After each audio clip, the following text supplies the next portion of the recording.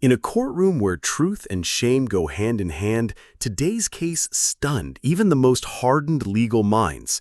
It wasn't a murder trial, no violent crime, no stolen car, just a deal between friends that became a legal war over broken promises, infertility, betrayal, and the one question no one could answer: can you sue someone for not giving you a child?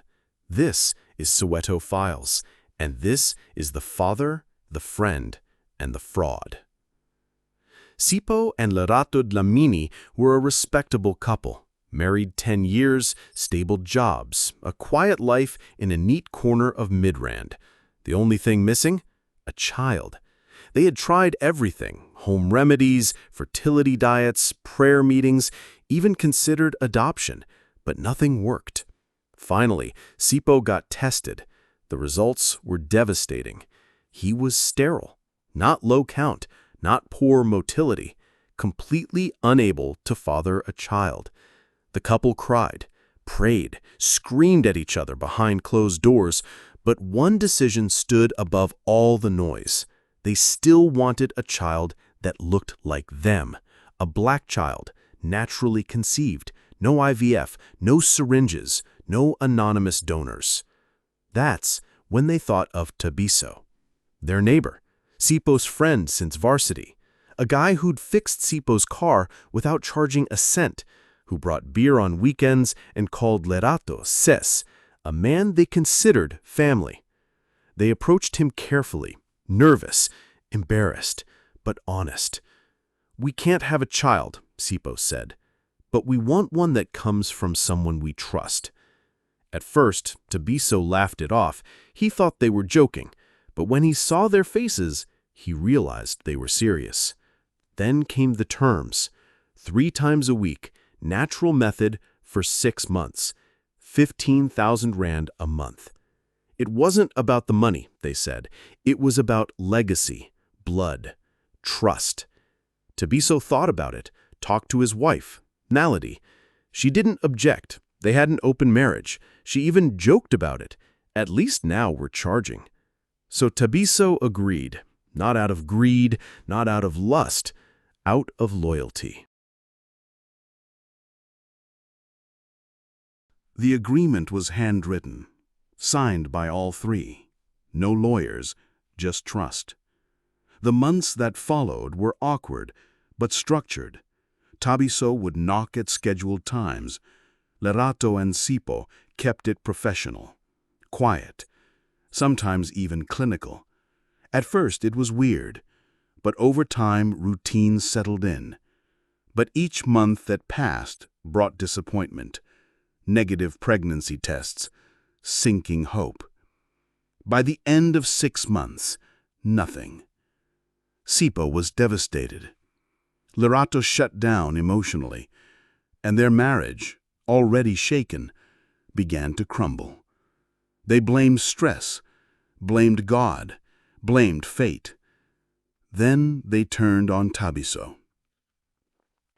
2 weeks after the final scheduled session, Sipo served Tabiso with a legal letter.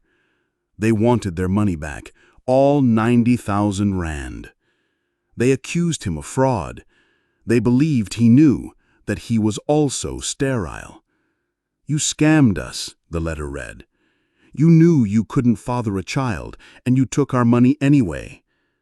Tabiso was stunned. He denied it, said he had no idea, pointed to his own son, 7 years old. But that's when it hit him. A chilling question that haunted him from the moment he signed that contract. What if my son isn't mine? Tabiso went to a private clinic in Randburg, quietly, alone. The test came back 3 days later. Azoospermia, medically sterile, 0 viable sperm. He sat in his car outside the clinic for over an hour, numb. His ears rang. His hands trembled. His son, Cabello, the boy who looked up to him, called him Papa, painted him drawings every week, might not even be his. That same night, He confronted Naledi. She said nothing, and that silence was his answer. In courtroom 6B, the drama unfolded like a soap opera, except no one was acting. Sipo and Lerato sat with their lawyer, faces carved from stone. Tabiso sat alone.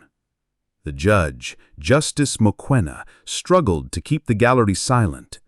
The plaintiffs argued financial loss, emotional distress, fraud. He told us he had a son. He made us believe he was fertile. He scammed us. Tabiso took the stand. He was calm, but visibly broken. He said, "I didn't know. I truly didn't. I agreed because I loved them, because they're my friends. I didn't take that money to get rich. I used it to cover my son's school fees. I didn't even know he might not be mine." He paused. The courtroom was silent.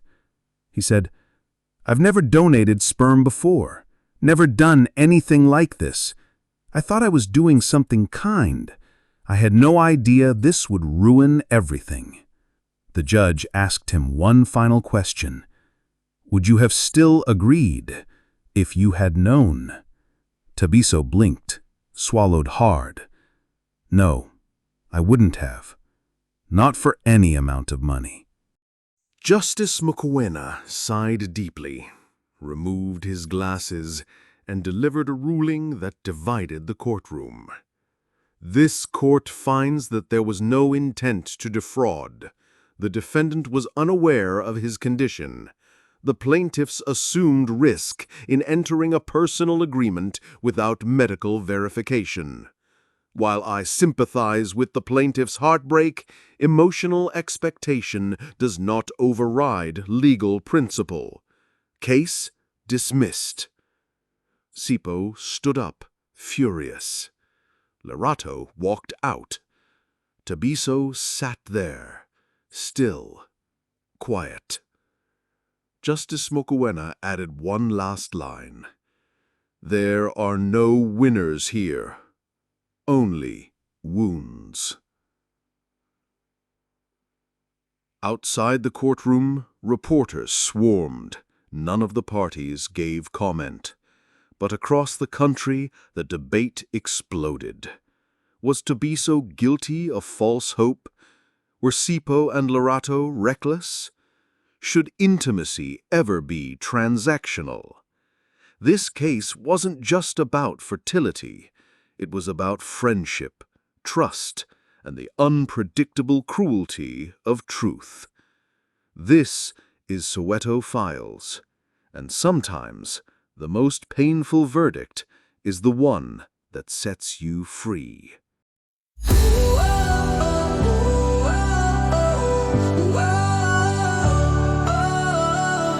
Land of thunder, sky so clear. Heartbeat racing, you'll feel it near. From the cities to the endless plains, South Africa's fire runs in our veins. No barcode needed, no DNA. Pride ignites us every day. Together we rise with fearless might, a rainbow nation blazing bright. No DNA, just South Africa. Unity lives in who